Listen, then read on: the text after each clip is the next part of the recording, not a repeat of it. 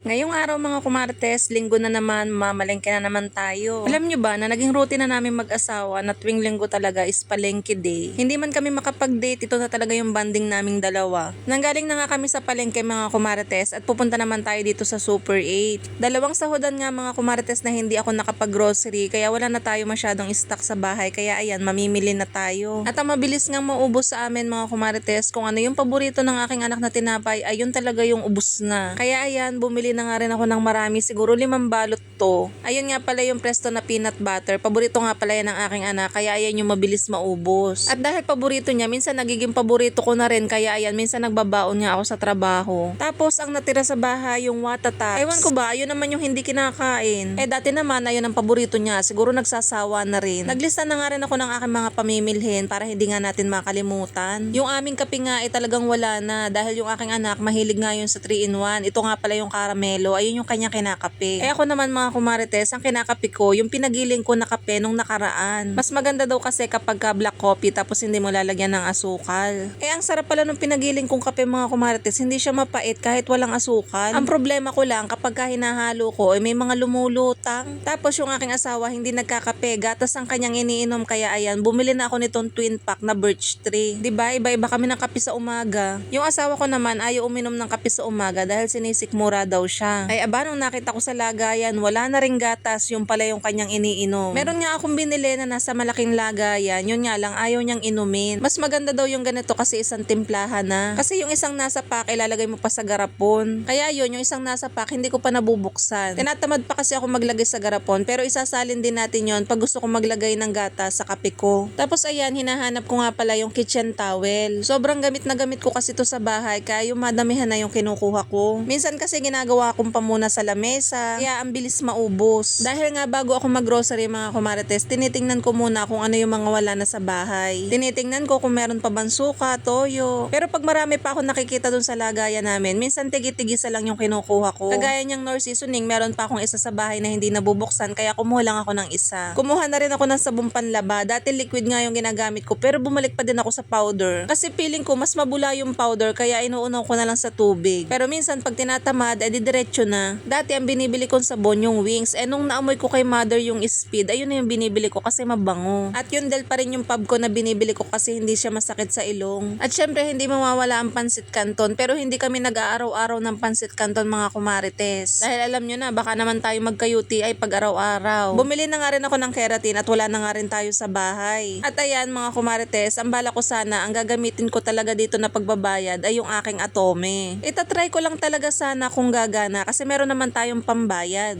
Kahit may pambayad tayo, gustong gusto ko siyang i-testing para maipakita ko sa inyo kung gagana ba. Inintay ko muna kung magkano yung ating final bill at ang lumabas nga, ayan, naka 2-3 tayo. At pagkatapos niyan, binigay ko na nga kay ate yung ating card ng Atome. Di syempre, pandipindot si ate ng presyo kung ano yung nakalagay dyan. Pagkatapos nun, hihingin yung pin nyo at sasabihin nyo lang savings. Ay Diyos ko mga kumartes, akala ko talagang magkakautang na tayo kay Atome. Ayaw gumana. Hindi ko alam kung bakit. Nakadalawang try nga ako ng pin pero ang nalabas ay error. At dahil nga nakakahiya, nakadalawang try na si ate, ang ginawa ko, binigay ko na lang yung ating debit card. Ayaw talaga tayo ni Atome na magkautang, kaya ayan, sige, ibigay na natin para wala na tayong utang. Gusto ko lang naman talagang itry para makita nyo na gumagana talaga siya. Di ayun, ang katangahan ko pagkadating ko sa bahay, chinek ko kung bakit hindi siya gumana. Nung tiningnan ko, 4 lang pala yung password. Ang tinype ko pa naman yung 6 na password. Kung ano kasi yung password nitong ating debit card, ayun na rin yung password ng ating Atome. Nasanay ako sa 6 kaya pala nag-error, mali pala yung ating password. So ayun, ngayon alam ko na kung anong password ko, kaya sa susunod itatry ulit natin. At dahil dyan wala tayong utang, so ayan mga kumartes, hanggang dito na lang muna. Thank you for watching, bye!